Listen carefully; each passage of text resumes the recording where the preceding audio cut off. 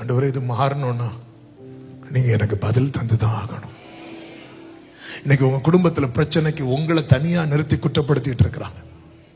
சொந்தங்கள் உங்களை நிறுத்தி குற்றப்படுத்திட்டு இருக்கிறாங்க. இந்த குடும்பத்துக்கெல்லாம் காரணம் என்ன தெரியுமா? இவன் பைபிள் எடுத்ததுனாலதான், இவ பைபிள் தூக்குனதுனாலதான் இதனால மொத்த குடும்பம் பாதிக்கப்படுது பாரு. என் பிள்ளைகளுக்கு வாசல் திறக்கப்படல, இவ எல்லாத்தையும் விட்டுட்டு ஆண்டவர் ஆண்டவர்னு போனாலே இதனால தானே. இப்படிப்பட்ட ஒரு நிலையை தான் இப்பொழுது யார் நிற்கிறார் என்றா இந்த எலியா நிற்கிறார்.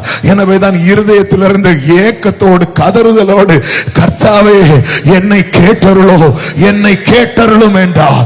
இந்த ஜெபம் அவன் சொல்லி முடிப்பதற்குள்ளவே வானத்திலிருந்து அக்கினி இறங்கி வந்தது.